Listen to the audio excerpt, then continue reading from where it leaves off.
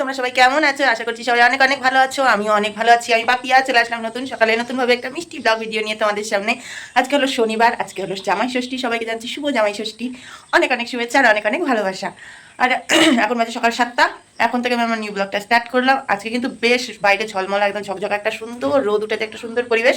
আর কালকে জামা কাপড়গুলো কেচে যেহেতু আমি ঘরেই মেলে দিয়েছিলাম, বাইরে মেলার কোনো পরিস্থিতি ছিল না। কালকে সারাটা দিন বৃষ্টি, একদম আগের দিন বিকাল থেকে। তো সেই কারণে আজকে রোদ দেখে আর 1 মিনিটও দেরি না, আগে এবার জামা কাপড়গুলো মানে বাইরে মেলবো, মেলে নিয়ে তারপরে সংসারে কাজে বাজে হাত দেবো। কালকে মেয়ের যেহেতু প্রচুর ঠান্ডায় কষ্ট পাচ্ছিল, নাকটা কাটকে গেছিলো, ওই কারণে মেয়েকে আজকে সকালবেলা স্কুলেও পাঠালাম না। মেয়ে ঘুমাচ্ছে, ঘুমাক। 8:30 থেকে মেয়ের পড়া আছে, একটু পরে ডাকবো, ডেকে নিয়ে খাইটাই রেডি করে দেবো মেয়েকে, ব্যাস। চলো বাইরে জামা কাপড়গুলো মেলে দিয়ে নিই। বেচারা বড় মশাই কাজে যাচ্ছে, কি করবে বলো? কপালটা খারাপ, জামাই ষষ্ঠী করতে যাবে কি তা না, সকালবেলা কাজে যাচ্ছে। কপালটা খারাপ হলে যা হয়। তো যাই হোক, এদিকে দুটো দুটো করে বেরিয়ে পড়লো কাজে।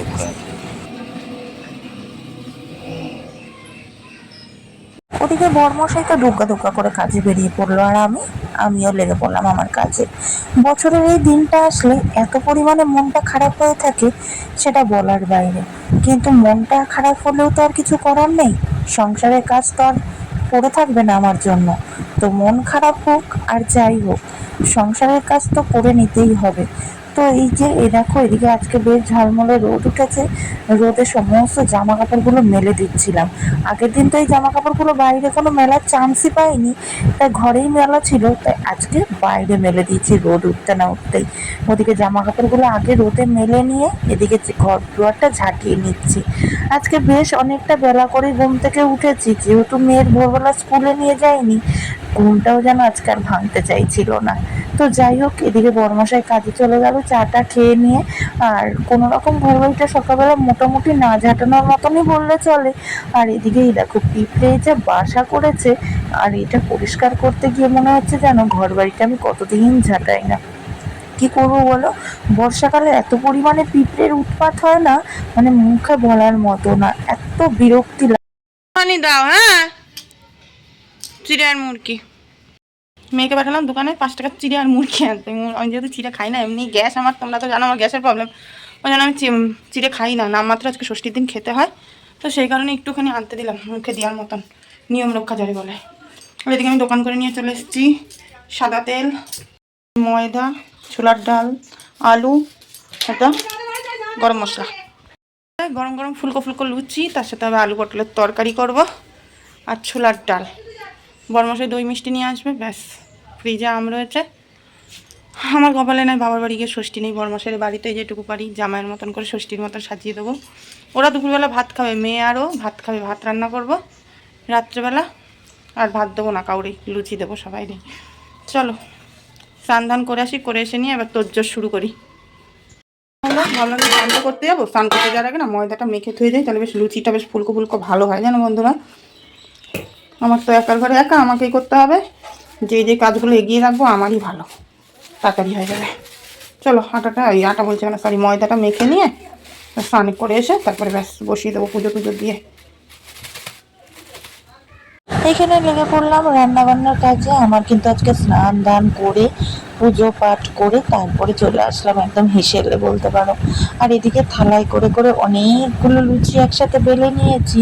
তোমরা তো জানোই আমি একা হাতে লুচি বেলে ভাজতে পারি না, খুব অসুবিধা হয়, লুচিগুলো পুড়ে যায়, না ফোলে না। আর সেই কারণেই আমি প্রত্যেকবারই যখনই লুচি ভাজি না কেন, তখনই আগে থালায় করে অনেকগুলো বেলে নিই, বেলে নিয়ে তারপরে আমি কিন্তু লুচিগুলোকে ভাজি। কি করব, ওই যে বললাম কখনো তো আগে কিছু করিনি, তো এইখানে এসে হাতে করে যা শেখা, এইটা আমার বড়মশাইও বোঝে। ও বোঝে বলেই আমার কষ্টটা অনেকটা কম হয় বললেই চলে। মন খারাপ নিয়ে বড়মশাইয়ের জন্য যতটা পারছি জামাই আপ্যায়ন করছি। কি করব, বেচারার তো কপাল খারাপ। আজকে যদি বেচারার শাশুড়ি বেঁচে থাকতো, তাহলে আর আমার এই কষ্টগুলো কিছুই করতে হতো না।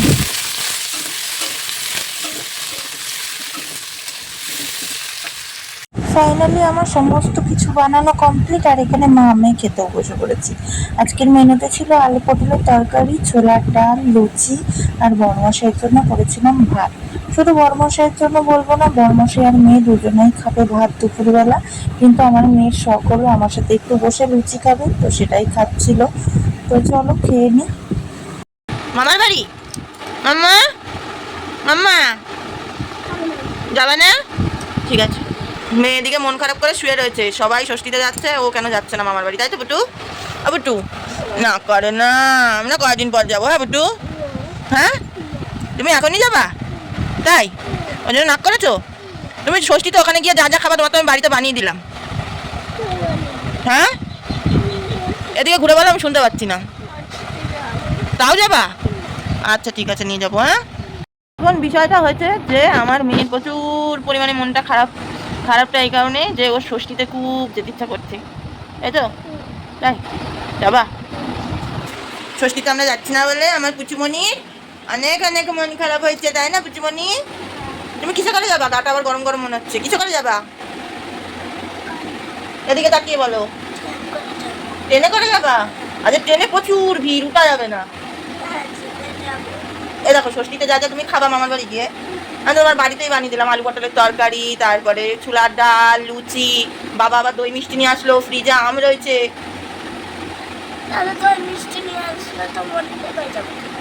তার জন্য না, বাড়িতে খাওয়ার জন্য। ও ভেবেছে কি ওর বাবা দই মিষ্টি নিয়ে এসেছে, ও ভেবেছে যে চলে গিয়ে ওই মামার বাড়ি যাবো, সেই কারণে বাড়িতে খাওয়ার জন্য। চলো জামা কাপড়টা তুলে নিয়ে দুটো লুচি খাই।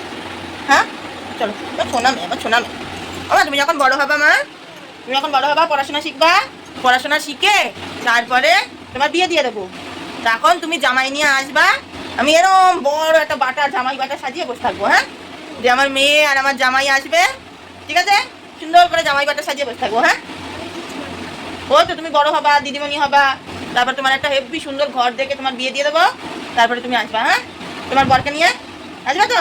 ঠিক আছে, তখন আমি তোমার অনেক কিছু বানিয়ে বানিয়ে খাবো। তুমি ফোনে আমার বলবা মা এগুলো বানিয়ে রাখো, আমি সব বানিয়ে রেখে দেবো। হ্যাঁ চলো এখন দুটো লুচি খেয়ে নি। হ্যাঁ মেয়ের বায়না আর মানতে হয় মেয়ের বায়নার কাছে।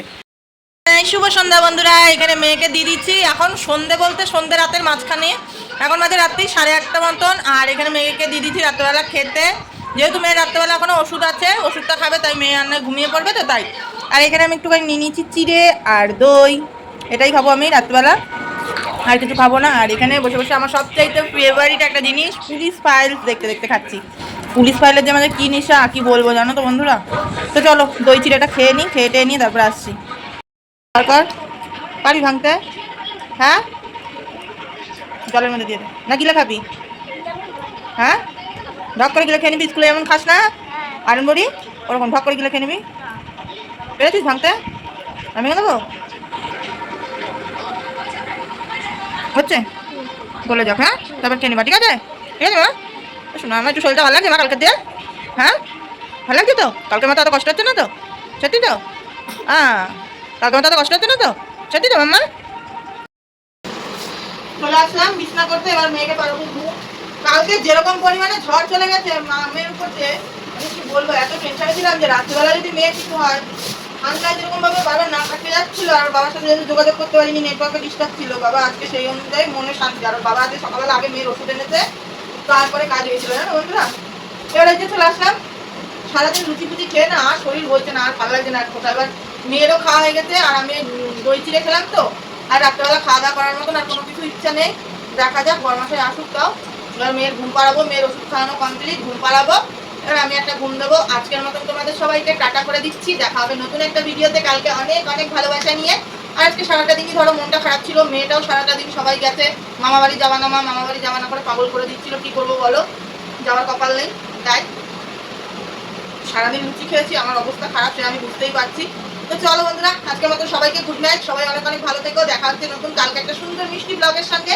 আর আজকের ব্লগটা যদি তোমাদের ভালো লেগে থাকে অবশ্যই একটা লাইক করে দিও, কমেন্ট করে জানিও কেমন লাগলো না লাগলো। তোমাদের মিষ্টি মিষ্টি কমেন্ট করতে আমার অনেক ভালো লাগে, আর আমি তোমাদের পাপিয়া দিদি তোমাদের পাশে সবসময় আছি, ছিলাম, থাকবো। তার জন্য একটুখানি সময় আমাকে দিও, যেহেতু একা সংসারে একা কাজকর্ম করে বুঝতেই পারছো হাতে ফোনটা নিয়ে বসতে একটু সময় লাগে। আজকের মতো সবাইকে টাটা করে দিচ্ছি, দেখা হবে কালকে নতুন একটা ভিডিওতে। আজকের মতো টাটা, লাভ ইউ। চলো।